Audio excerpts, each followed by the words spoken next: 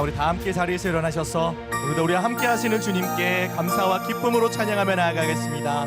할렐루야.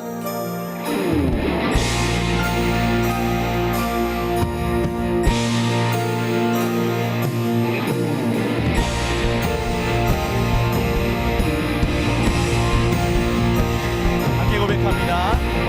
별빛 속에 빛나는 주님, 바람결에 말씀하시네. 하늘과 땅 다스리는 주, 그 무엇일까? 주의 탄생 축하하리라. 그의 백성 구원하려고 이 세상에 주님 오셨네. 그 무엇일까? 그의 얼굴 대하기까지 그의 은혜 의심하였네. 나를 보호하시는 주를 나 지금 알았네. 내 곁에 계시면서 나와 함께 하시는 주님, 나를 지켜주시는 주님, 나의 곁에 계시는 주는 모든 것 대신에. 우리 함께 하시는 주님께 우리 다시 한번 고백합시다. 별빛 속에 빛나는 주님, 바람결에 말씀하시네. 하늘과 땅 다스리는 주, 그 무엇일까? 주의 탄생 축하하리라. 그의 백성 구원하려고 이 세상에 주님 오셨네. 무엇일까? 그의 얼굴 대하기까지 그의 은혜 의심하였네. 나를 보호하시는 주를 나 지금 알았네. 내 곁에 계시는 주님께 나아갑시다.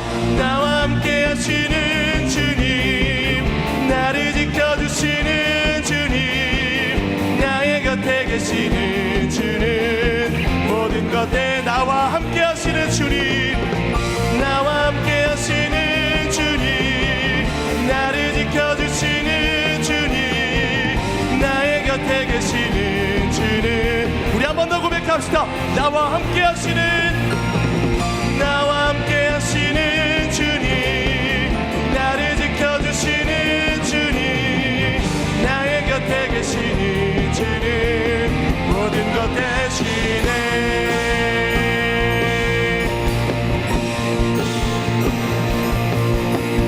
모든 것 대신 존귀하신 주님을 기뻐 찬양합니다. 할렐루야.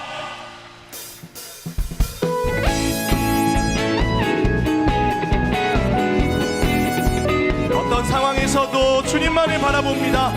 오직 믿음으로 주 앞에 나아가 간구하며 찬양합시다. 너 근심 걱정 와도 어려운 일 당해도 걱정 말아라. 주 너를 지키리.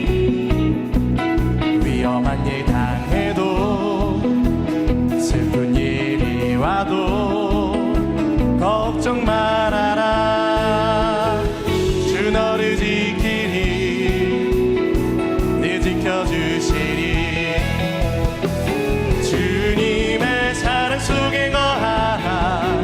그의 평화 속에 유하라. 그분의 영혼 속에 자유하라. 주 지키리. 주님의 사랑 속에 거하라. 그의 평화 속에 유하라. 그분의 영혼 속에 자유하라. 주 지키리. 너 근심 걱정 와도 어려운 일 당해도 걱정 말아라. 주 너를 지키리. 위험한 일 당해도 슬픈 일이 와도 걱정 말아라. 주 너를 지키리. 늘 지켜주시리. 주께 마음 모아 나갑시다. 주님의 사랑 속에 거하라. 그의 평화 속에 유하라. 그분의 영혼 속에 자유하라. 주 지키리. 주님의 사랑 속에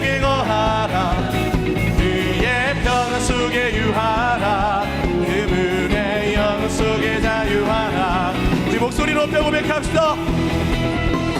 주님의 사랑 속에 거하라, 그의 평안 속에 유하라, 그분의 영혼 속에 자유하라.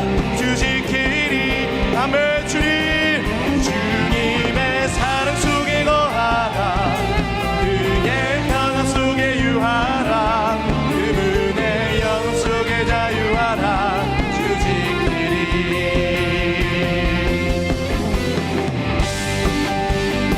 오늘도 우리에게 참된 평강과 은혜 주시는 주님을 바라봅시다. 오직 믿음으로 주 앞에 나아갑시다.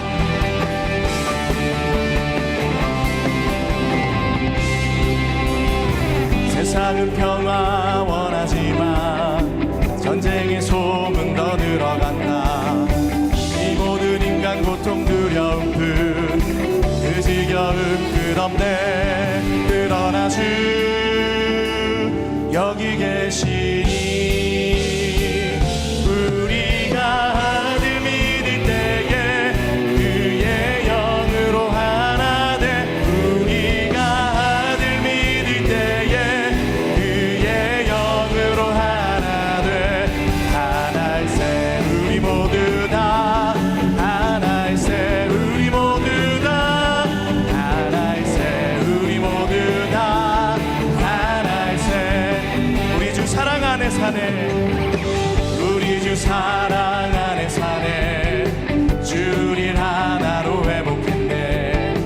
한 집에 사는 우리 형제자매, 아버지와 하늘이 하나이니 우린 하나일세, 우린 하나일세. 우리 믿음으로 선포합시다. 우리가 아들 믿을 때에 그의 영으로 하나 돼. 우리가 아들 믿을 때에 그의 영으로 하나 돼.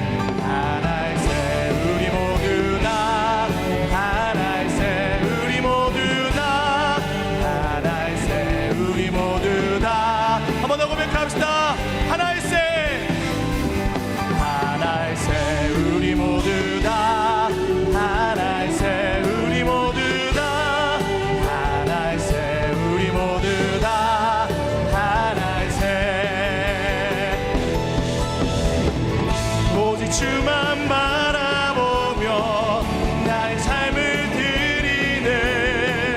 다른 길을 찾지 않으리. 아멘. 주님, 이것이 우리의 믿음의 고백입니다. 나의 온전한 열정과 나의 찬양 되시네. 주의 길을 따라가리라. 우리의 목소리로만 선포합시다. 오직 주만 바라보며 나의 삶을 드리네. 다른 길은 찾지. 주님의 마음을 품고 나아갑시다. 나의 온전한 열정과 나의 찬양 되시네. 주의 길을 따라. 그의 두 손을 높이 들고 한 번 더 선포하며 나아갑시다. 오직 주만 바라보며 나의 삶을 드리네. 다른 길은 찾지 않으리. 나의 온전한 열정과 나의 찬양 되시네. 주의 길을 따라가리라. 주의 길을 따라가기 선택합니다. 주의 길을 따라가리라. 할렐루야. 오늘도 믿음의 길을 걸어가기를, 주님의 마음을 품고 나가기를 소망하는 우리 가운데 주님 역사하여 주시옵소서. 박큰 박수를 드리게 영광 올려드립시다. 할렐루야. 네, 우리 자리에 앉아서 계속 주님 찬양하겠습니다.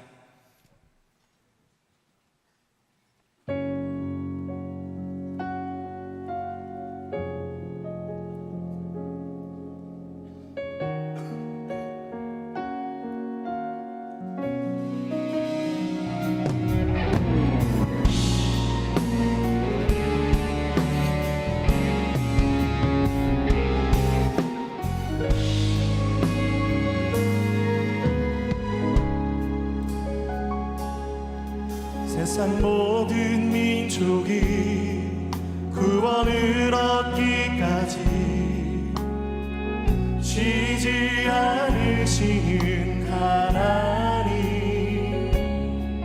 주의 심장 가지고 우리 이제 일어나 주 따르게 하소서.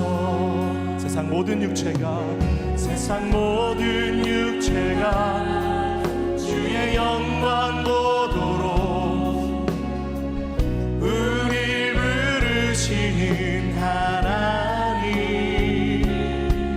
주의 손과 발 되어 세상을 치유하며 주 섬기게 하소서.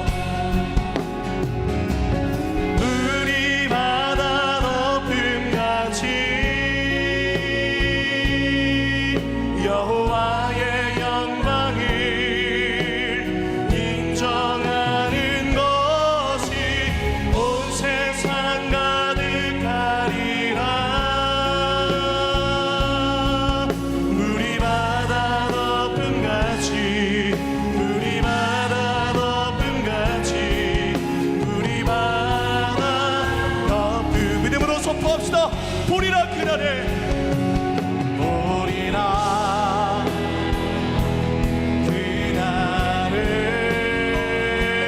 주의 영광 가득한 세상 우리는 듣게 되리. 온 세상 가득한 승리의 함성, 주님 앞에 나아갑시다. 물이 바다 덮음같이 여호와의 영광을 인정하는 것이 온 세상 가득하리라. 물이 바다 덮음같이 물이 바다 물이 바다 덮음같이.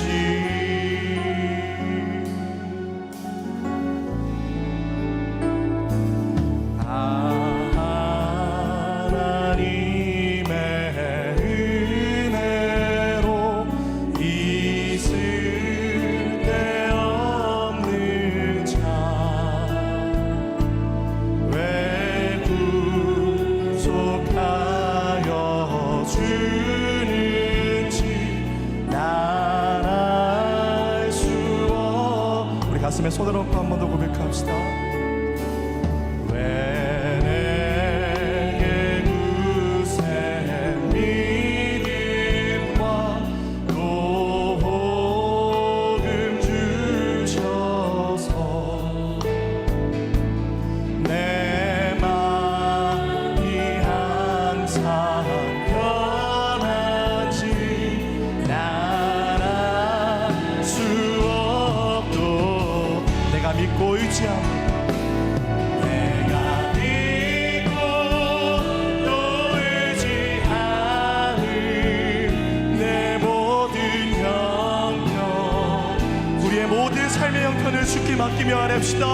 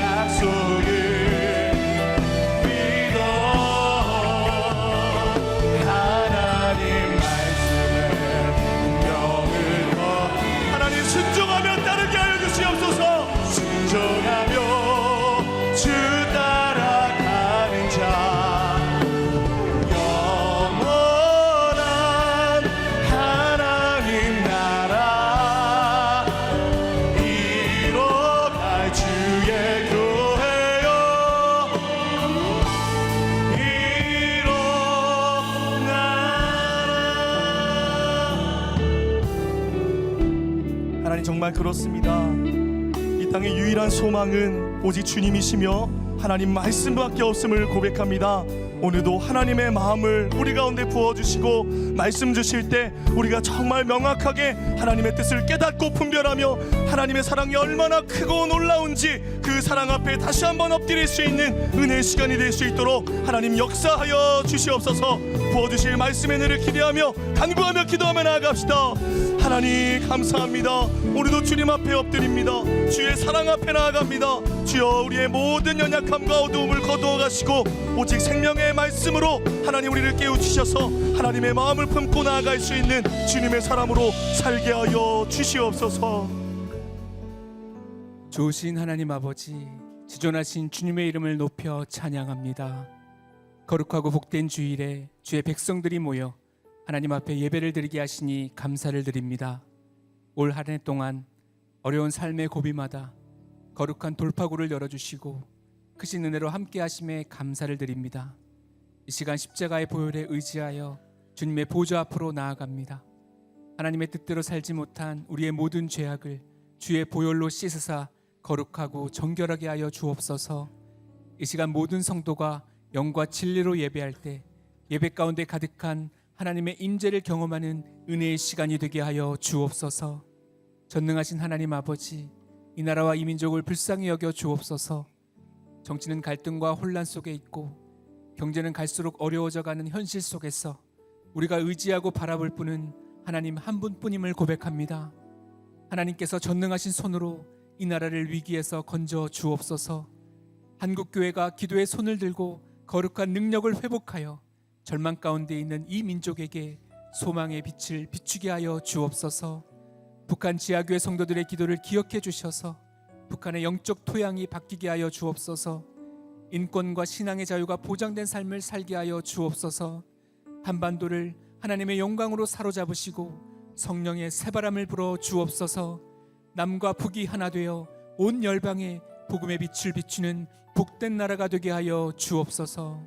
은혜로우신 아버지, 지난 겨울 성령 부흥 집회를 통해 성령의 폭포수와 같은 기름 부으심 속에 사랑의 추적자 되신 하나님을 뜨겁게 만나고 기도의 혈이 뚫리게 하여 주시니 감사를 드립니다. 겨울 성령 부흥 집회를 통해 주신 은혜를 붙들고 공동체 방학 기간에도 기도와 말씀의 끈을 놓지 않는 새로운 교회 성도들이 되게 하여 주옵소서.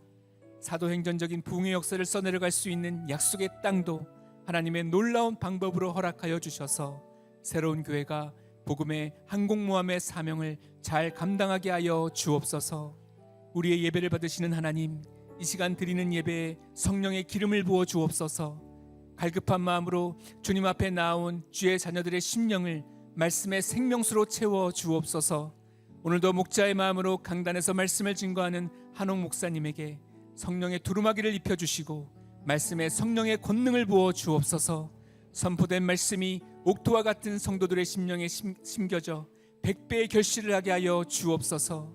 아름다운 선율로 귀한 특선을 준비한 챔버팀을 축복해 주시고 온 성도가 함께 하나님께 영광을 돌리는 귀한 찬양이 되게 하여 주옵소서.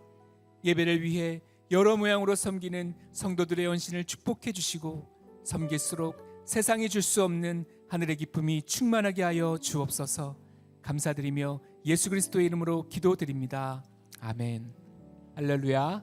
주일 2부 예배에 나오신 우리 성도님들 환영하고 축복합니다. 우리 옆에 계신 분들과 이렇게 인사하면 좋겠습니다. 하나님이 우리와 함께 하십니다. 하나님이 우리와 함께 하십니다. 서로를 바라보면서 함께 축복하겠습니다. 사랑의 마음을 담아 손을 내밀어 함께 축복하겠습니다. 축복합니다. 주님의 이름으로 축복합니다. 주님의 사랑으로 이곳에 모인 주의 거룩한 자녀에게 주님의 기쁨과 주님의 사랑이 충만하게 넘치기를. God bless you, God bless you. 축복합니다. 주님의 더 먼 곳을 향해 축복하겠습니다. God bless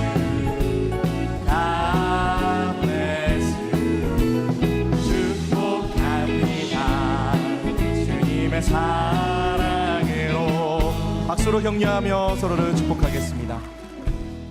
교회 소식 전해드리겠습니다. 예수님의 탄생을 기념하는 성탄 축하 예배가 12월 25일 수요일 이곳 본당에서 드려집니다. 1부 예배는 9시, 2부 예배는 11시 30분에 드려지며 4세부터 7세까지는 차일드 케어가 진행됩니다. 온 가족이 함께 성탄의 기쁨을 충만히 누리시는 시간 되기를 소망합니다. 2024년 전도축제 시즌2가 성탄별, 성탄마국간이라는 주제로 12월 25일 수요일에 진행됩니다. 전도축제 시즌2로 진행되는 이번 전도축제는 예수님께서 이 땅에 오신 날을 축하하며 예수님의 이름이 초대 대상자 VIP들에게 전달되는 아주 귀한 날이 될 것입니다. 믿지 않는 가족이나 지난 전도축제에 오시지 못하신 분들, 또 오랫동안 교회에 나오지 못했던 순원 등 초대 대상자 VIP 명단은 교회 홈페이지를 통해 작성하실 수 있습니다. 풍성한 은혜와 감동이 넘치는 크리스마스 전도축제가 될 수 있도록 우리 성도님들의 많은 관심과 참여를 부탁드립니다. 한 해를 마무리하며 새해를 맞이하는 송구영신 예배가 12월 31일 화요일 이곳 본당에서 드려집니다. 1부는 오후 6시, 2부는 오후 8시 30분, 3부는 오후 11시에 드려집니다. 차일드 케어는 1부와 2부만 진행되며 대상은 4세에서 7세까지입니다. 초등학생부터는 본당에서 함께 예배드릴 수 있습니다. 온 가족이 함께 모여 예배를 통해 은혜 누리시길 소망합니다. 한 해를 기도로 시작하는 40일 신년 특별 새벽 기도회가 12월 31일 화요일 송구영신 예배를 첫 시작으로 2025년 3월 1일 토요일까지 진행됩니다. 내게 능력 주시는 자 안에서 라는 주제로 진행되는 이번 특세는 오전 6시에 바로 이곳 본당에서 드려지며 화요일부터 금요일까지는 지금 각각의 운영되는 스테이션을 통해서 실시간 온라인으로 참여하실 수 있습니다. 작년과 동일하게 이번에도 21일 다니엘 금식 기도가 함께 진행됩니다. 40일간 드려지는 신년 특별 새벽 기도회를 통해 함께 기도함으로 기도의 능력과 응답을 경험하시길 소망합니다. 2025년도 예산안 심의 의결과 권사 선거를 위한 정기재직회가 12월 22일 주일 오후 4시 15분에 본당에서 진행됩니다. 특별히 이번 권사 선거는 모바일 전자투표로 진행되기 때문에 재직분들은 본인 스마트폰과 신분증을 꼭 지참해 주시기 바랍니다. 또한 재직분들은 오늘 안내 데스크에서 선거 안내 및 후보 소개 책자를 꼭 받아주시고 재직회 당일 반납해 주시기를 바랍니다. 기독교 핵심 교리 양육자를 세우는 1:1 양육과정 CES 멘토스쿨에서 신청자를 모집하고 있습니다. 교회에 등록한 지 2년 이상 되었고 성경 속으로를 수료했고 올해 9월 이전에 CES 멘티 과정을 수료하신 성도님들께서는 꼭 지원하셔서 CES 멘토로 준비되시기를 바랍니다. 지원 자격 및 자세한 사항은 주보를 참조해 주시고 신청은 내일까지 홈페이지나 QR코드를 통해 해주시기 바랍니다. 성경의 기초를 쉽게 배울 수 있는 가장 기초적인 성경 양육 과정 왕초보 성경 공부 SBSB가 1월 11일부터 매주 토요일 3주간 7층 새로운 홀에서 진행됩니다. 성경에 대해서 모르는데 물어보기는 어색했던 새가족뿐만 아니라 성경에 대해 잘 알지만 설명하기는 어려우셨던 이 3년 미만의 새로운 교회 등록 교인이라면 누구나 신청하실 수 있습니다.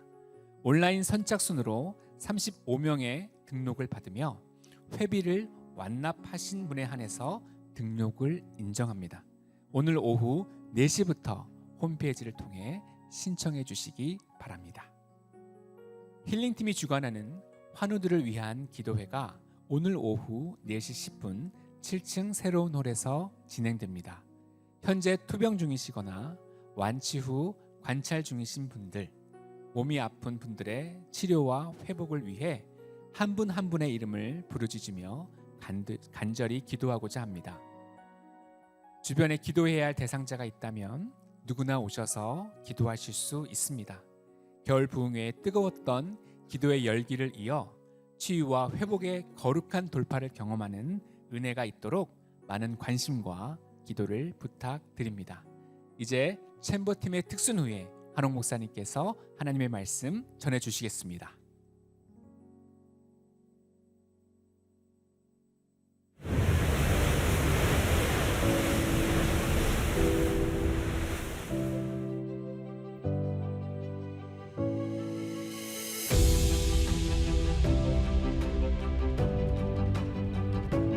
차가운 겨울바람에도 주님께 기도드리려는 오롯한 마음을 담아 더케이 호텔에서의 마지막 겨울 성령 부흥 집회가 열렸습니다.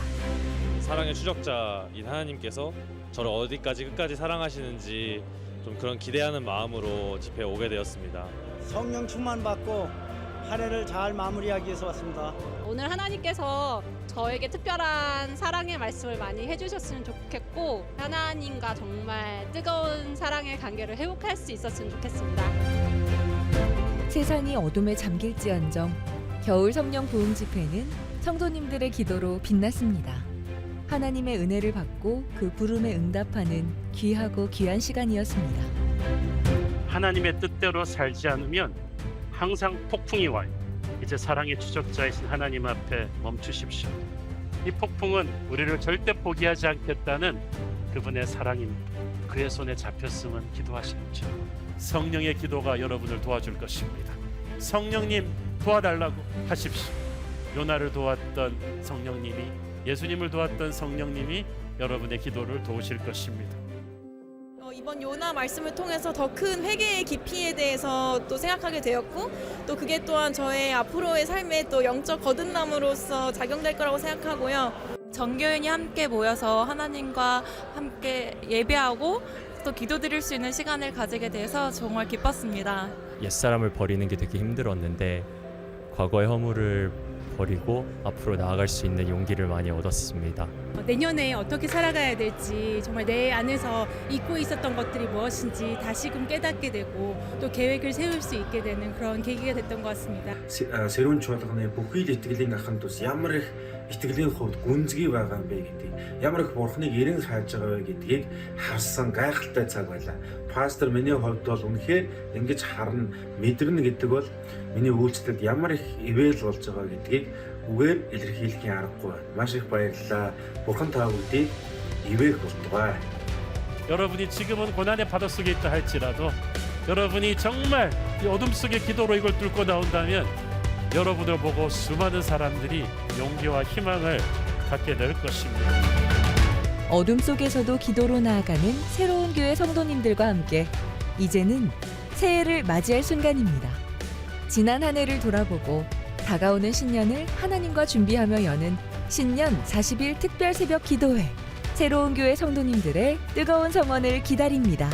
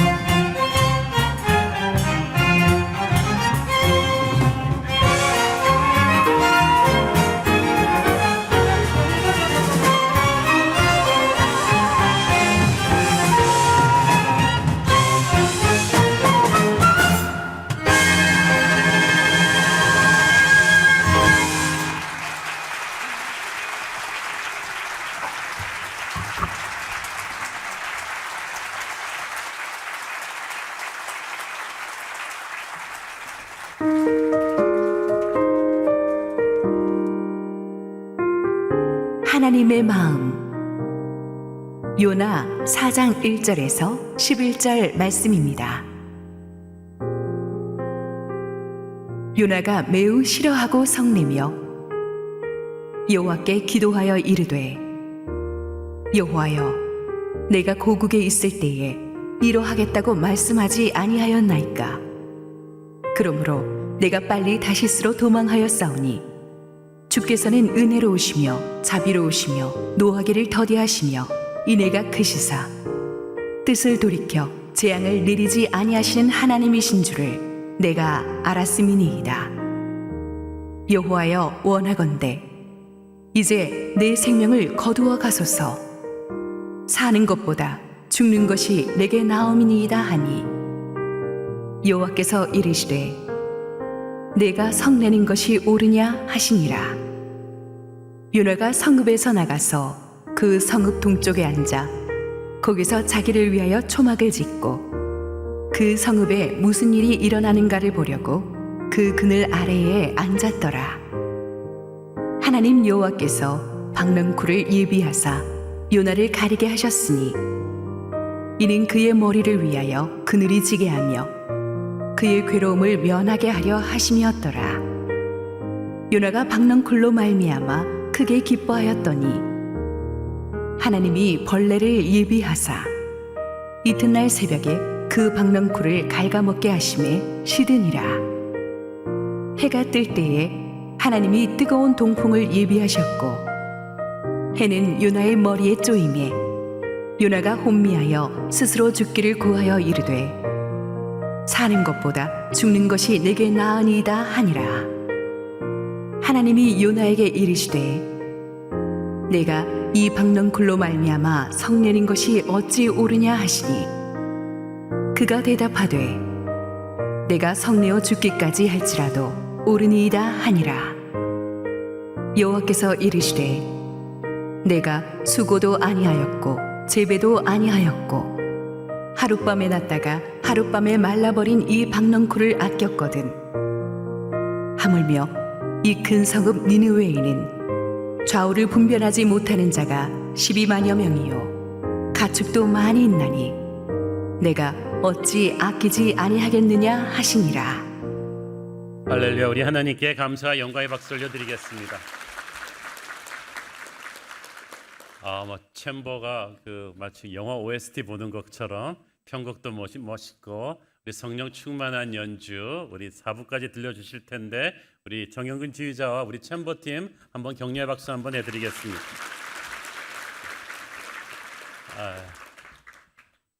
어저께 탄핵 소추안 가결되는 걸 보면서 참 마음이 착잡했습니다. 우리가 지난 20년 동안에 벌써 3번째 대통령 탄핵 소추안인데 전 세계 앞에서 참 부끄럽고 무엇보다도 나라를 위해서 깊이 기도하지 않은 우리 한국 교회가 짊어져야 될 영적인 책임, 기도의 책임이 크다고 봅니다. 이럴 때일수록 우리가 영적인 중심을 잡고 나라가 정말 제 방향을 찾을 수 있도록 기도해야 된다고 믿습니다. 우리 함께 기도하시고 하나님의 말씀 보겠습니다. 주님 은혜를 감사합니다. 세상은 폭풍처럼 혼란스럽고 나라의 미래가 불안하지만 오직 역사의 주관자이신 주님을 믿습니다. 오늘도 주님의 말씀을 기대할 때 부족하기 짝이 없는 종으로 온전히 덮어주시고 하나님의 음성만을 들려주시옵소서. 예수님 이름으로 기도했습니다. 아멘. 지난주 우리는 니느웨 성의 믿기 어려운 회개 운동을 함께 살펴보았습니다. 니느웨는 당시 세계 최고의 도시였지만 부강했지만 악독하기 짝이 없던 대제국 아수르의 수도였습니다. 주변 약자들에게 몹시 무자비한 나라였고 교만했고 음란했고 돈 밝히는 천하의 못된 사람들이라고 다들 알고 있었습니다. 그런데 그런 나라 사람들이 왕부터 시작해서 하루아침에 하나님의 말씀 앞에 회개하는 믿을 수 없는 역사가 일어났어요. 하나님이 그 회개를 받으셨습니다. 요나서 3장 10절 하나님이 그들이 행한 것 곧 그 악한 길에서 돌이켜 떠난 것을 보시고 하나님이 뜻을 돌이키사 그들에게 내리리라고 말씀하신 재앙을 내리지 아니하시니라. 그 당시 니느웨 전체 인구가 12만을 넘었다고 했으니까 쉽게 말하자면 요나는 12만 명을 한순간에 하나님 앞에 돌아오게 한 축복의 도구로 쓰인 셈입니다. 목사로서 이거는 뭐 평생에 한 번 있을까 말까 한 엄청난 일이죠. 12만 명이 아니라 단 몇 명이라도 이게 얼마나 축복입니까? 지난번 우리 전도 집회에 초청되어 온 전도 대상자 VIP가 259명입니다. 이분들이 다 그날 결단한 거 아니지만 정말 그때 저는 너무너무 기뻤습니다. 그런데 무려 12만 명이 하루아침에 회심했다. 보통 목회자 같았으면 본인이 가서 그 도시 가서 전도 집회해서 12만 명이 아니라 1000명이라도 예수님 영접하면 그날 춤을 출 일입니다. 온 동네 SNS 뿌리고 막 감사하고 춤을 출 일인데 세상에 이런 목사가 어디 있습니까? 요나만, 목사 역사상 요나만 자기 통해서 이런 대도시의 변화가 일어났는데도 요나만 전혀 뜻밖의 반응을 보였어요. 1절 요나가 매우 싫어하고 성내며. 영어 성경에 보니까 To Jonah this seemed very wrong 이라고 돼 있어요.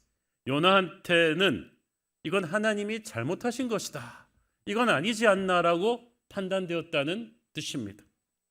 니느웨 같이 나쁜 인간들을 하나님이 그렇게 쉽게 이렇게 파격적으로 무조건적으로 하루아침에 용서해 주셨다는 사실을 요나는 받아들일 수가 없었어요.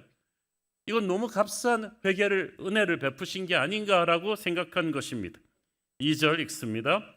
여호와께 기도하여 이르되 여호와여 내가 고국에 있을 때에 이러게 하겠다고 말씀하지 아니하였나이까. 그러므로 내가 빨리 다시스로 도망하여 싸우되 주께서는 은혜로우시며 자비로우시며 노하기를 더디하시며 인애가 크시사 뜻을 돌이켜 재앙을 내리지 아니하시는 하나님이신 줄을 내가 알았음이나이다. 요나가 자기가 이럴 줄 알고 처음부터 하나님이 이러실 줄 알고 다시스로 도망간 겁니다 라고 하면서 이 하나님의 성품에 대해서 쫙 하는 이 문구 있잖아요. 하나님은 은혜로우시며 자비로우시고 노하기를 더디하시고 인애가 크시고, 이 문구는 보통 문구가 아닙니다. 요나 이전의 믿음의 구약의 선배들이 하나님을 찬양할 때 쓰던 스탠다드 찬양 문구예요. 모세의 기도문에, 다윗의 기도문에, 요엘과 느헤미야의 기도문에 다 나오는 이 문구를 요나는 하나님을 비꼬는, 비아냥거리는 용도로 지금 사용하고 있는 거야. 나 이럴 줄 알았어. 그래 하나님 착하셔도 좋으시겠어요. 마음 약하신 분이고 어차피 하나님 용서하실라 그랬죠. 그러면 그냥 하시지 왜 번거롭게 나를 보내셨냐는 거지. 이 바다 다 뒤집어 놓고 고래 뱃속도 여행시키시고 말이지. 우리가 하나님께서 내가 원하시는 방식대로 일하지 않으실 때 대단히 화가 납니다. 하나님께서는 니느웨의 회개를 보시고 분노를 돌이키셨는데 요나는 그 하나님을 보고 또 분노를 품기 시작하고 있어요. 이게 아이러니죠. 내 친김에 그냥 속에 쌓인 거 다 쏟아내고 있는 거예요. 내 하나님이 이러실 줄 알았어. 저 니느웨 인간들이 얼마나 나쁜 악인들인지 모르십니까? 저들이 진심으로 하나님한테 돌아왔다는 걸 어떻게 믿을 수 있어요? 저들은 그저 하나님의 심판이 두려워서 몸살이는 건지도 모릅니다. 난 저들 믿지 않아요. 그런데 하나님은 거기에 감동하셔서 체크도 안 해보시고 심판을 안 내리시겠다? 하나님 이거 너무한 거 아니에요? 하나님이 아무리 자비로우셔도 이건 아니지 않습니까? 툴리안 차비진 목사님이 이때 그 분한 요나의 심정을 대변해가지고 요나서에 대해서 쓴 책 제목이 뭔지 아세요? 나는 하나님이 정말 싫습니다. 그게 책 제목이. 우리가 부흥의 첫날 요나에 대해서 설명할 때 저는 요나가 우리가 이렇게 쉽게 무시해서는 안 되는 사람이라고 말씀드렸죠. 북이스라엘 영토의 최고의 전성기 때 여로보암 2세의 영적인 멘토였습니다. 나라가 하나님의 예언대로 영토를 확장하는데 나라 발전에 큰 기여를 한 인물이었어요. 자기 조국 이스라엘에 대한 사랑이 누구보다 큰 사람이었습니다. 그랬던 것만큼 자기 조국을 항상 침공하는 아수르에 대한 증오심도 컸죠. 그래서 원수를 사랑해야겠다는 생각보다는 원수를 그래도 한 번쯤은 심판을 해주고 가야 된다는 생각이 더 많았어요. 우리도 우리가 알고 있는 교리 때문에 남을 향해 날카로운 정죄의 칼을 휘두르는 것을 조심해야 됩니다. 이런 교리에 사로잡히면 자신을 스스로 정의의 사자로 착각하는 경향이 있죠. 그런 소위 의로운 분노가 얼마나 위험한지 모릅니다. 요나는 이 모습이 하나님 앞에 너무나 안 좋다는 것을 깨닫지 못했어요. 1절에 요나가 심히 싫어하고 분노하여란 부분을 원어 그대로 번역하면 요나가 큰 악으로 행했다는 뜻입니다. 이 단어가 언제 나왔냐 하면 니느웨인들이 악하다 하는 말을 표현할 때 쓴 단어인데, 이제는 하나님이 하나님의 선지자 요나가 이 모습이 니느웨 사람 이상으로 악하다고 말하시는 거죠. 우리가 하나님의 사역자라 할지라도 하나님의 마음을 이해하지 못하고 하나님이 사랑하라고 하는 사람을 향해 정죄의 돌을 던지면 하나님 보시기에 악한 자가 될 수 있습니다. 유치하기 짝이 없는 요나의 항의는 그래도 계속됩니다. 3절 읽습니다. 여호와여 원하건대 이제 내 생명을 거두어 가소서. 사는 것보다 죽는 것이 내게 나음이나이다 하니. 이 자식이 부모 앞에서 나 죽고 싶어요 말하는 것처럼 불효가 없는 것처럼 창조주 하나님 앞에서 하나님의 종이 그것도 나 지금 죽여달라고 하는 건 보통 일이 아닙니다. 이걸 전문용어로 땡깡 부린다고 하는데, 하나님 앞에서 이건 이제 막가지 하는 거죠.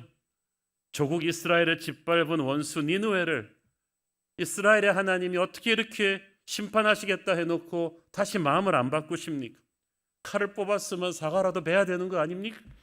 이렇게 그것도 제가 전한 메시지로 인해서 이 원수 니느웨가 회개하게 하신다니, 이런 어떻게 이러실 수 있습니까? 이제 제가 무슨 낯으로 돌아가서 내 민족을 보겠습니까? 이런 꼴을 보느니 차라리 죽는 게 낫습니다.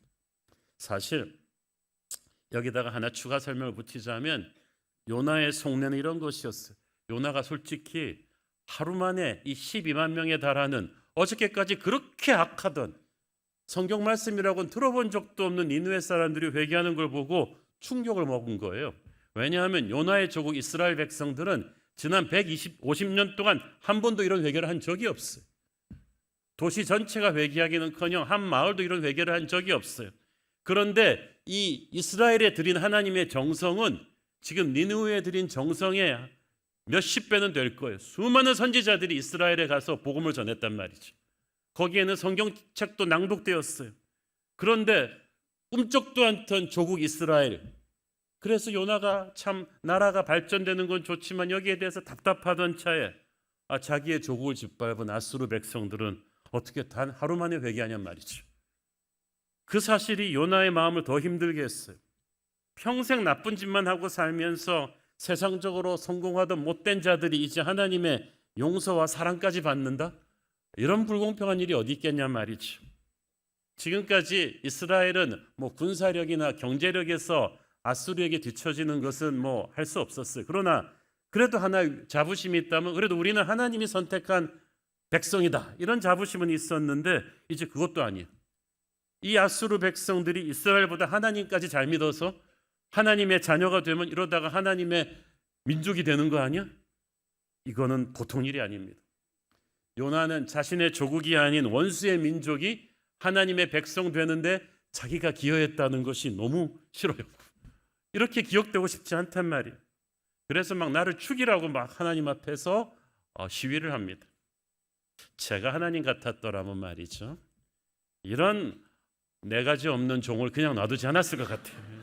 알밤을 한번 팍 먹이고 시작했을 텐데 하나님은 정말 자비로우셔가지고 아주 부드러운 질문 하나로 시작하십니다. 4절 여호와께서 이르시되 네가 성내는 것이 옳으냐 하시니라. 원문으로 번역하면 너한테 성낼 권리가 있다고 생각하느냐, 이 뜻이죠.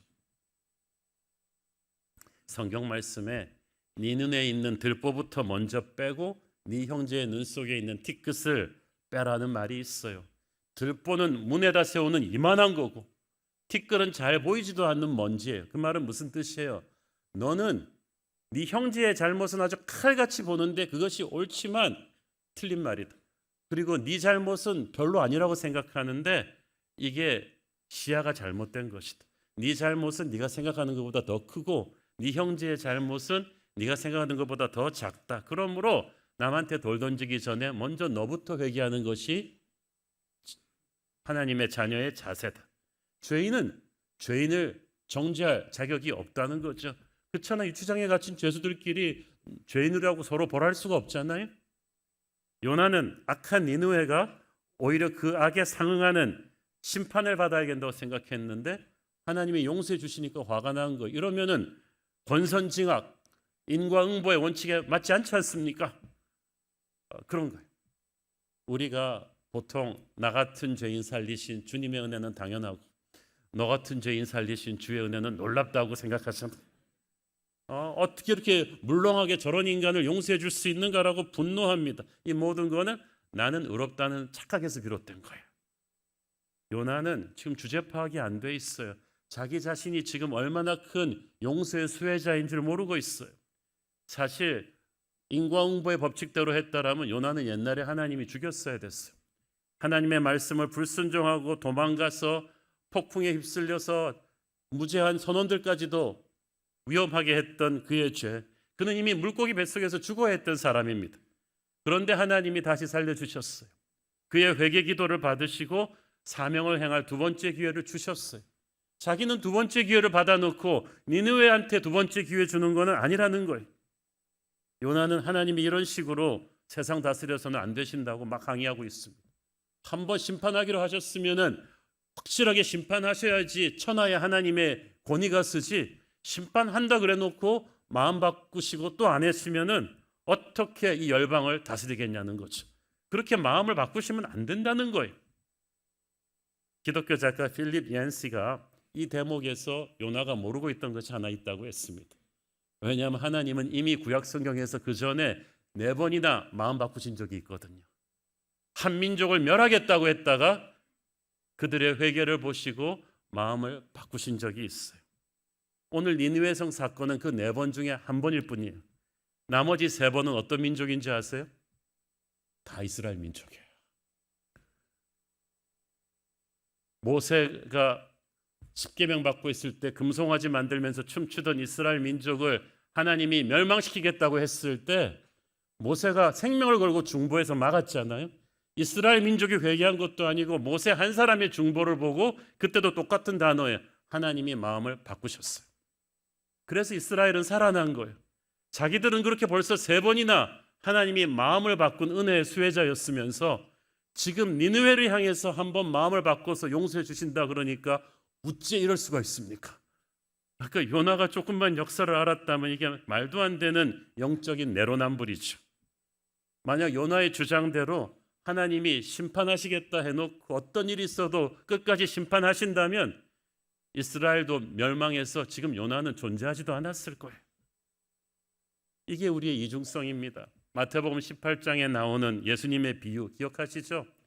자기의 큰 죄는 탕감받아 놓고도 돌아서서 나오면서 동료의 작은 죄는 용서하지 않는 그 모습이 요나에게 있다는 거예요. 하나님께서 요나에게 네가 성낼 자격이 있느냐고 말씀하신 건 바로 이런 취지예요. 너의 그 영적인 내로남불의 모습을 한번 돌아보라는 뜻이죠. 그런데 요나는 지금 너무 화가 나 있어가지고 그냥 고개를 획 돌려가지고 성 밖으로 나가버렸습니다. 그리고 정말 어린애처럼 유치한 모습을 보여줍니다. 5절 봅니다. 요나가 성읍에 나가서 그 성읍 동쪽에 앉아 거기서 자기를 위하여 초막을 짓고 그 성읍에 무슨 일이 일어나는가를 보려고 그 그늘 아래에 앉았더라. 요나가 참 우스꽝스러워요. 단 하루 만에 니느웨가 회개해 버렸으니까 이제 39일을 요나가 기다릴 참입니다. 거기서 전망 좋은 데 자리 잡고 아직도 하나님한테 항의시하는 거예요. 하나님, 설마 말씀은 그렇게 하셔도 설마 진짜 용서하실 건 아니겠죠? 40일 뒤에 멸망시키겠다고 하셨으니 그대로 하시는지 제가 한번 여기서 보겠습니다. 관전 포인트 딱 앉아가지고 소돔과 고모라처럼 하나님이 멸망시킬 걸 지켜보겠다는 거죠. 하나님이 참 여러분이 하나님 같으면 이 유치한 종을 어떻게 다루겠습니까? 그냥 무시하고 가만둡니까? 그러기에 하나님은 너무 거룩하십니다. 그렇다고 그냥 확 죽여버립니까? 그러기엔 또 너무 사랑이 많으세요. 그래서 하나님께서 좀 색다른 방법으로 요나를 가르치기로 결심하셨습니다. 6절, 7절 읽습니다. 하나님 여호와께서 박농쿨을 예비하사 요나를 기다리게 하셨으니 이는 그의 머리를 위하여 그늘이 지게 하여 그의 괴로움을 면하게 하려 하심이었더라. 요나가 박농쿨로 말미암아 크게 기뻐하였더니 7절 하나님이 벌레를 예비하사 이튿날 새벽에 그 박농쿨을 갉아먹게 하심에 시드니라. 자, 이 박농쿨이 원래 잎이 넓어가지고 뙤약볕을 이렇게 가려주는 파라솔 역할을 했습니다. 그런데 이걸 인해서 요나가 크게 기뻐했다고 했어요. 제가 챗GPT 그림 진짜 잘 그리지 않습니까? 근데 여기서 크게 기뻐했다는 이 단어는 요나서 전체에 유일하게 나오는 기뻐했다는 단어예요. 니느웨 성 전체가 회개했을 때 요나 기뻐하지 않았어요. 물고기 뱃속에서 살아났을 때 기뻐하지 않았어요. 요나가 기뻐한 유일한 포인트는 박농쿨 그늘이에요. 인간이 이렇게 단순합니다. 여러분을 기쁘게 하는 건 뭡니까? 박농쿨입니까? 그런데 그 기쁨이 얼마나 금방 갑니까? 그 다음날 새벽에 사라졌어요. 하나님이 벌레를 보내셔서 박농쿨을 갉아먹게 하시니까 그 다음부터는 이제 뙤약볕이 된 거예요. 8절 읽습니다.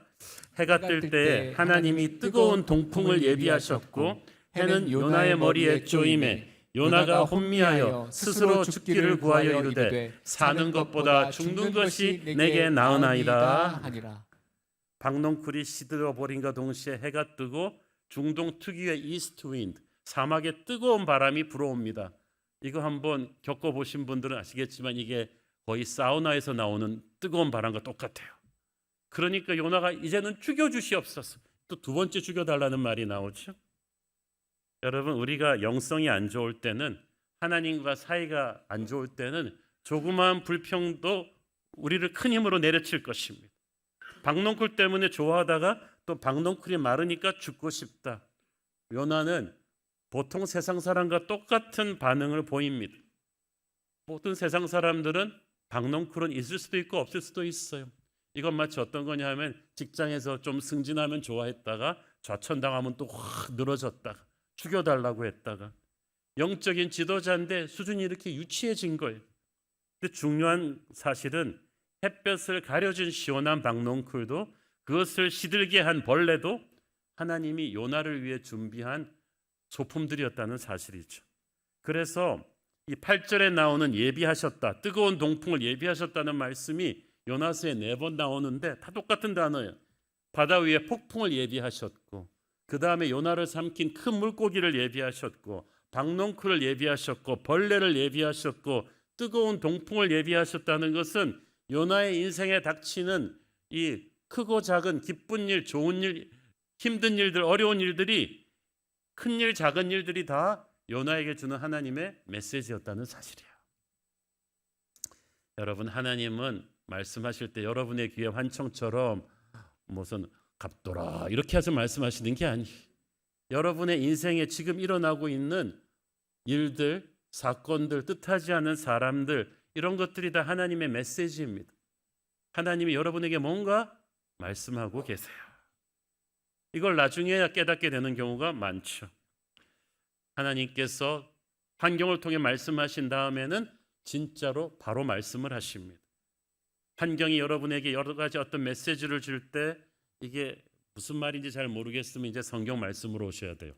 10절, 11절 읽습니다. 여호와께서 이르시되 네가 수고도 아니하였고 재배도 아니하였고 하룻밤에 났다가 하룻밤에 말라버린 이 박농쿨을 아꼈거든 하물며 이 큰 성읍 니느웨에는 좌우를 분별하지 못하는 자가 12만여 명이요 가축도 많이 있나니 내가 어찌 아끼지 아니하겠느냐 하시니라. 하나님께서 요나한테 지금 가르치시고 있는 것은 Look at the big picture. 네가 당장 처한 환경에서만 이렇게 함몰되어 있지 말고 너의 주변에서 일어나고 있는 큰 그림을 보라는 거예요. 우리는 우리의 현실적으로 일어나는 일들에 너무 관심이 많아가지고 큰 하나님의 그림을 잘 못 봅니다. 우리 애가 학교 성적 떨어지는 게 중요하지, 지금 뭐 러시아 우크라이나에서 우리의 또래의 수많은 청소년 청년들이 전쟁으로 죽어가고 있는 거 관심 있습니까? 많은 사람들이 자신의 박농쿨에만 관심을 갖기 때문에 하나님 아버지의 관심사에 대해서는 잊어버립니다. 대입 수능 시험을 몇 점을 더 받아야 더 좋은 대학을 갈까라고 고민하는 우리의 기도를 들으시는 하나님께서는 지금 당장 같은 나이 또래의 젊은이들이 저 시리아 난민 캠프에서, 러시아 우크라이나 전장에서, 이스라엘 하즈볼라 전쟁터에서 생명의 위협을 느껴가면서 다 똑같은 아이들인데 밥도 못 먹고 불안에 떠는 그들의 기도도 들으시는 하나님이신 줄 믿습니다. 우리는 우리 키우던 개가 죽어도, 아끼는 물건이 깨져도 안타까워하는데, 우리의 이웃이 하나님을 모르고 살다가 죽어도 얼마나 안타까워합니까? 10절에서 하나님이 니느웨 성을 아꼈다는 말은 가엾게 여겼다는 뜻입니다. 같은 사람들을 보는데 요나는 천벌을 받아 죽어 마땅한 죄인들이라고 보는데 하나님은 가엾게 보셨던 거예요.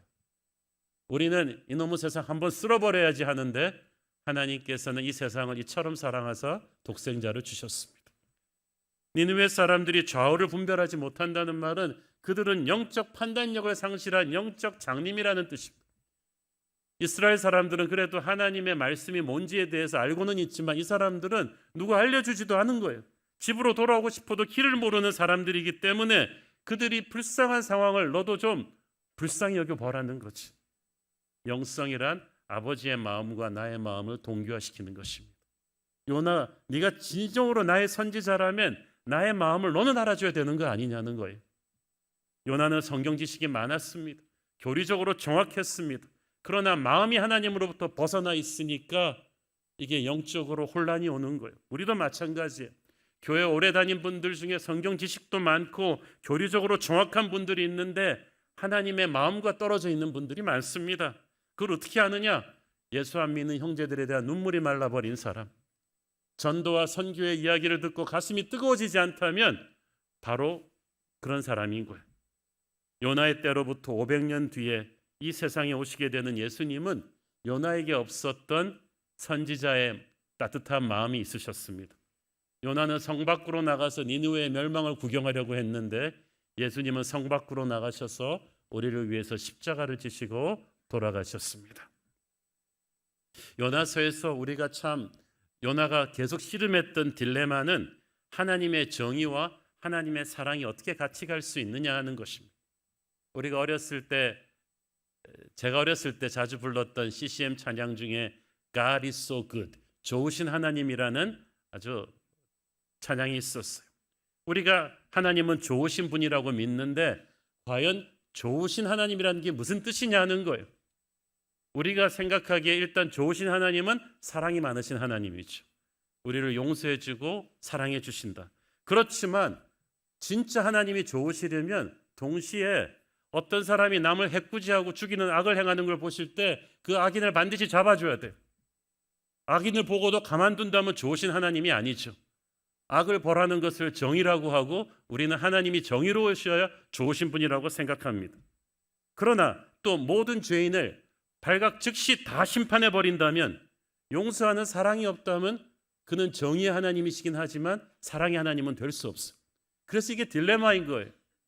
팀 켈러 목사님이 요나서의 딜레마는 이거라고 했어요. 요나는 이걸 이해할 수가 없어서 어떻게 하나님의 정의와 하나님의 사랑이 같이 갈 수 있을까?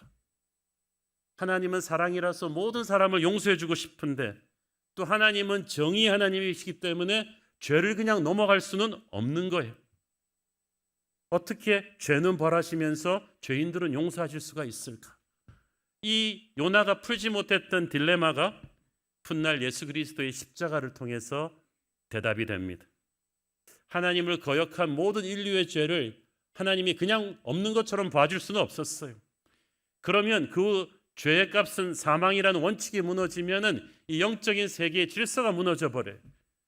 그래서 죄를 하나님이 벌하시긴 벌하시지만 우리의 죄값을 예수님의 어깨 위에 짊어지게 하시고 십자가에서 돌아가게 하셨습니다. 그렇게 해서 하나님의 정의와 사랑이 동시에 실천된 것이 바로 십자가인 줄 믿습니다. 우리는 그 십자가의 보혈의 공로로 살아난 사람들입니다. 하나님께서는 이 니느웨 사건을 통해서 이스라엘에게 어떤 메시지를 주시기 원하십니다. 대부분의 학자들은 요나가 저자라는 사실에 이의가 없어요. 왜냐하면 물고기 뱃속의 기도 같은 사건, 요나랑 하나님밖에 모르는 일인데 그 누가 알았겠어요. 요나서의 저자가 요나라는 사실은 확실한데 이게 또 희한한 일이에요. 어떻게 요나가 이걸 썼을까? 왜냐하면 그 당시 요나가 이스라엘 전체 영적인 멘토와 같은 큰 어른이라고 말씀드렸죠. 그런데 그런 사람이 요나서를 써서 출판이 됐을 때 요나로 인해서 이스라엘의 원수 니느웨의 심판이 비껴갔다. 니느웨의 구원의 메신저로 요나가 쓰임받았다. 이 책이 출간되는 순간 요나는 자기 나라에서 매국노로 낙인 찍힐 수 있습니다. 그런데도 요나가 썼다는 게 바로 하나님이 요나를 통해서 강권적으로 역사하셨다는 증거고, 하나님께서는 요나서를 통해서 요나의 제국 북이스라엘에 주시고자 하는 메시지가 있었어요. 봐라, 저 악독한 니느웨도 회개하니까 내가 하루아침에 용서하지 않느냐. 심지어 너희 이스라엘은 아브라함의 자손 아니냐. 니느웨에는 저 열정 없는 요나를 하루 보내서 말씀 전했을 때도 회개했는데 너희들한테는 150년 동안 내가 선지자들을 몇 명이나 보냈는데도 너희들은 회개하지 않는다. 너희들 그거 부끄러워해야 된다. 지금이라도 회개하고 돌아온다면 니느웨도 용서했는데 내가 너를 용서하지 못하겠느냐. 하나님은 요나서를 통해서 북이스라엘에게 이런 메시지를 주고 싶으셨던 거죠. 그런데도 이스라엘은 회개하지 않다가 나라가 망하고 말잖아요. 수백 년이 지나서 예수님이 이 땅에 오셨을 때도 마찬가지였어요. 예수님께서는 얼마나 많은 기적을 이스라엘에 보여주시고 얼마나 많은 설교를 하셨어요. 그런데도 이들이 강팍해서 회개하지 않으니까 예수님도 니느웨 얘기를 또 하신 거예요. 마태복음 12장 41절, 심판 때에 니느웨 사람들이 일어나 이 세대 사람을 정죄하리니 이는 그들이 요나의 전도를 듣고 회개하였음이거니와 요나보다 더 큰 이가 여기 있으며. 똑같은 말씀이에요. 니느웨 같이 악한 사람들도 요나같이 아무 열정 없이 가서 말씀 전한 그거 듣고 다 회개하는데, 너희들한테는 하나님의 아들이 내가 와서 설교했는데도 너희들은 회개하지 않으니 얼마나 부끄러운 일이냐. 예수님께서는 탕자의 형님 같은 이스라엘 백성들이 이방인 탕자들보다 더 강팍한 게 너무너무 안타까우셨던 것입니다. 저는 이 요나서를 4장을 마무리하면서 항상 드는 질문이 있었어요. 요나서 4장 뒤에 요나는 어떻게 되었을까? 여러분 그런 거 질문 좀 안 던져보셨어요? 왕초보 성경 공부 가면 그런 거 많이 가르쳐 주는데 성경에서 보면은 굉장히 결론이 애매하게 끝나버리는 경우가 많아요. 여러분 드라마도 끝이 이상하게 끝나면 좀 애매하게 끝나면 답답하지 않나요? 근데 성경에서 요나서 비슷하게 애매하게 끝나는 말씀이 있는데 누가복음 15장에 나오는 돌아온 탕자 비유 기억하시죠? 탕자 동생을 웰컴하시는 아버지에게 탕자의 형이 불같이 화를 내잖아요. 아버지 이러시면 안 되죠. 나는 집에서 허리가 휘어지도록 아버지를 위해서 일했는데 저 탕자 녀석은 아버지 재산 다 탕진하고 사고치고 돌아왔는데 회개했다고 이렇게 웰컴해 주시면 이게 공평한 겁니까? 막 씩씩거리는 이 형을 아버지가 타독거리잖아요. 내 것은 다 네 것이고 네 동생은 회개하고 돌아왔으니 어찌 기쁘지 않겠느냐. 너도 내 마음을 좀 알아주라. 거기에 대해서 형이 어떻게 반응했는지에 대한 언급이 없죠. 그것이 요나서 4장이 애매하게 끝나는 거랑 똑같은 거예요. 요나랑 그 탕자의 형이랑 우리와 똑같은 거야. 기성신자인 탕자의 형 같은 우리가 여기에 대한 대답을 해야만 돼요. 요나는 과연 그러면 어떻게 대답했을까요? 많은 구약학자들은 요나가 하나님의 마음을 알고 회개했다고 믿습니다. 어떻게 그렇게 아느냐? 요나서의 저자가 요나라는 사실이 그 증거입니다. 특별히 요나서 4장이 포함되어 있기 때문에. 왜 그러냐면 요나서에 나오는 요나의 모습이 영웅적인 화려한 모습이 아니잖아요. 원래 역사는 승자가 쓴다고, 승자가 쓰면 자기 좋은 쪽으로 쓸 텐데 요나는 굉장히 연약하고 부족한 죄인으로 그려졌어요.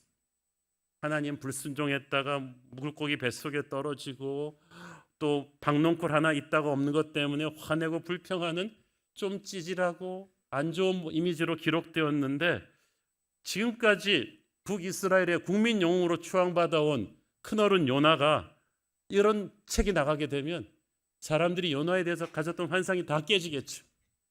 이걸 감수하고 요나가 자신에 대해서 어떻게 그렇게 솔직하게 기록했을까? 이게 바로 요나가 회개했다는 증거라는 거죠. 사실은 요나서 1장까지는 어쩔 수 없이 솔직하게 써야 했을 거예요. 왜냐하면 요나가 탄 배 선장과 선원들이 살아있으니까. 그 생각 안 해보지? 이 사람들이 요나 바다에 던지고 나서 어떻게 했겠어요? 폭풍이 가라앉았지만 이미 장사할 물건들은 바다에 다 던졌기 때문에 다시스로 갈 수는 없었을 거예요. 그러면 다시 회항해서 욥바항으로 돌아와서 다시 삶을 시작했을 텐데, 대제국에서도 아수르의 심장 니느웨에서 일어난 회개 사건은 그 당시 전 중동의 큰 뉴스였겠죠. 그리고 그 중심에 선지자 요나가 있었다는 소문이 다 퍼졌을 거예요. 여러분 같으면은 충격받지 않았겠어요? 선장과 선원들이었다면. 살았어? 우리가 분명히 폭풍의 바다에 던졌는데 살았어. 우와, 역시 하나님의 사람인가 봐. 그 사람이 니느웨를 전도했다고? 요나가 집에 돌아왔을 때 막 집으로도 찾아가고 그랬겠죠. 자, 이 증인들이 시퍼렇게 살아있는데 요나서 1장은 정직하게 다 썼겠죠. 그렇죠? 자, 그런데 저는, 그리고 요나서 3장도 니느웨 전도 얘기는 니느웨 사람들이 다 봤으니까 그대로 쓰는 거고, 그런데 4장은 편집해도 되잖아요. 이거 좀 자기의 너무 연약한 모습을 보이는 이런 4장의 모습, 이런 걸 어떻게 그냥 다 썼을까?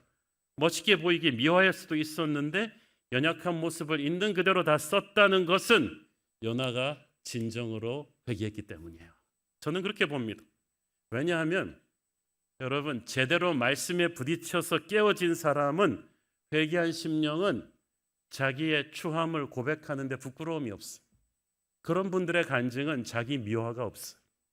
바울의 간증에서는 자기를 죄인의 괴수라고 합니다. 존 뉴턴의 간증에서는 나 같은 죄인 살리신 주 은혜 놀랍다고 합니다. 아, 하나님의 은혜로 이 쓸데없는 자, 이런 고백을 할 수 있는 건 그 사람이 예수님 제대로 만났다는 얘기. 그런데 자기가 세상 잘난 것처럼 뻔뻔한 사람들은 하나님 안 만난 사람들이에요. 근데 요나가 이렇게 고백할 수 있는 것은 그가 하나님을 만났기 때문이에요. 옛사람의 추함에 대해서 인정하는 거예요. 그리고 하나님을 높입니다. 물고기 뱃속에서부터 요나의 회개는 시작되었죠.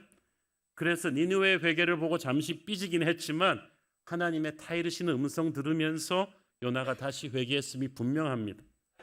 처음에 요나가 하나님 불순종하고 도망가다가 태풍 만났잖아요.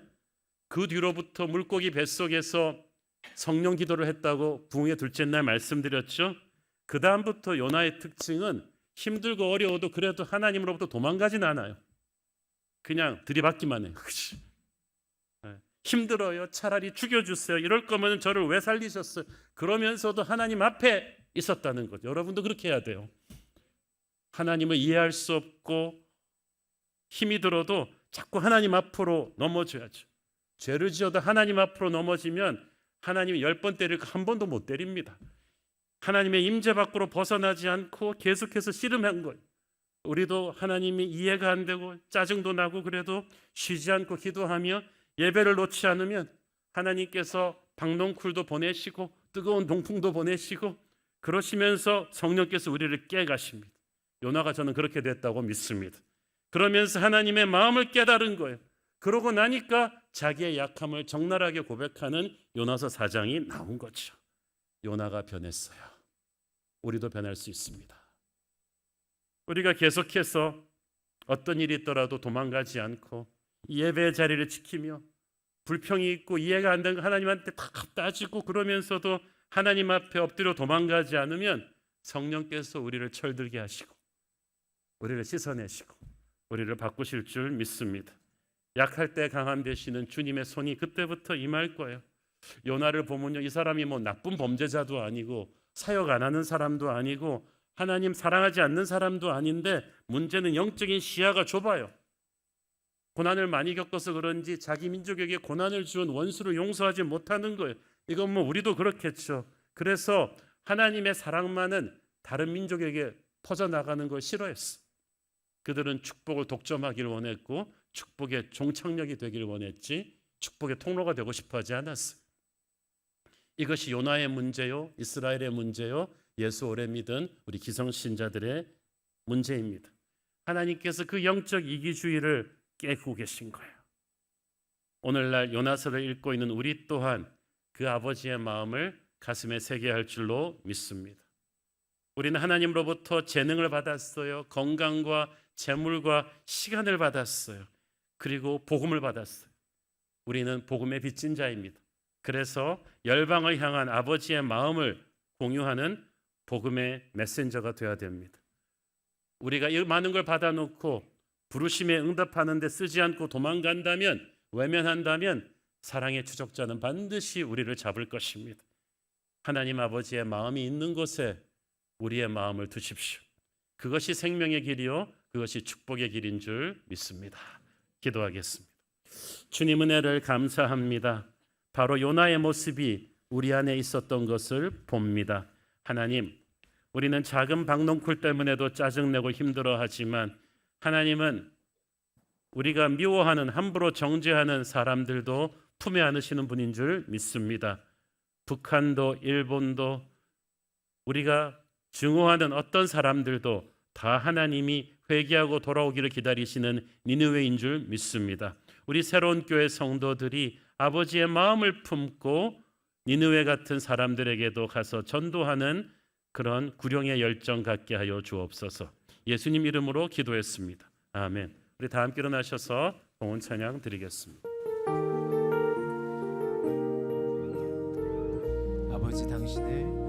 아버지 당신의 마음이 있는 곳에 나의 마음이 있기를 원해요. 아버지 당신의 눈물이 고인 곳에 나의 눈물이 고이길 원해요. 아버지 당신이 바라보는 영혼에게 나의 두 눈이 향하길 원해요.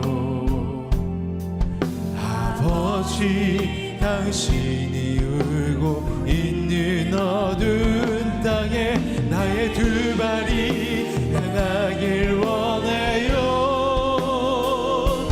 나의 마음이 아버지의 마음 알아. 내 모든 뜻 아버지의 뜻이 될 수 있기를. 나의 온 몸이 아버지의 마음 알아. 내 모든 삶 당신의 삶 되길. 나의 마음이 아버지의 마음 알아. 내 모든 뜻 아버지의 뜻이 될 수 있기를. 나의 온 몸이 아버지의 마음 알아. 내 모든 삶 당신의 삶 되기를. 성령의 새바람, 성령의 새바람, 믿음의 두 손을 들고 이 땅에 불어오소서. 주의 영을 생기로 우리를 다시 살리사 이 땅에 하나님 영광 거하는 그런 나라가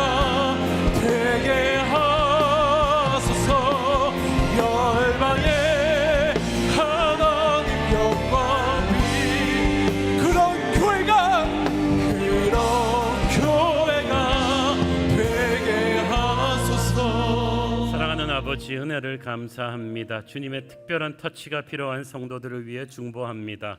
색전술 시술했던 서해부 동맥혈관에 혈액이 새고 있어 수술을 앞둔 성도, 척추 추간판 탈출증으로 휘어진 척추뼈의 회복을 위해 기도하는 성도, 임신 7주차 디스크 파열로 극심한 통증 중인 임산부, 임파선암 항암 치료를 앞두고 있는 성도들이 있습니다. 우리 주님 불쌍히 여겨셔서 보혈의 은혜로 회복시켜 주옵소서. 급성 백혈병으로 항암 치료와 조혈모 세포 이식 수술을 앞둔 언니를 위해서, 사춘기 청소년 자녀의 척추 측만증을 위해서, 심근경색으로 쓰러져 의식이 없는 지인을 위해서, 전립선 말기암으로 온몸에 암이 점해든 남편을 두고 기도하는 아내, 시험관 시술로 쌍둥이를 임신했지만 혈당이 높아 인슐린을 맞고 있는 임산부가 있습니다. 우리 주님께서 도와주시고 은혜 주시고 회복시켜 주시옵소서. 우리 새로운 교회 성도들이 하나님의 마음으로 세상을 정죄가 아닌 사랑의 눈으로 바라보게 하여 주옵소서. 요나와 같이 사랑의 추적자 되신 하나님의 은혜에 붙잡혀서 어둠을 돌파하게 하여 주시고 이 시대를 향한 하나님의 거룩한 사명을 이루는 삶을 살게 하여 주시옵소서. 주님, 누란의 위기에 처한 사랑하는 대한민국을 불쌍히 여겨 주시옵소서. 거대 야당의 폭주와 대통령의 탄핵으로 인해서 온 나라가 시끄럽고 뒤숭숭한 이때에 우리 믿음의 백성들이 이들을 회개하고 돌아올 수 있는 니느웨로 보고 이들을 위해 기도하게 하여 주시고 가슴을 찢는 회개의 기도로 이 나라를 살려내게 하옵소서. 아버지, 대한민국이 어떤 나라입니까? 수많은 전쟁과 기근과 위기 속에서도 이러다 나라 망하겠다는 수많은 위기를 눈물로 기도하는 한국교회 눈물의 회개를 받으시고 이때까지 살려오셨습니다.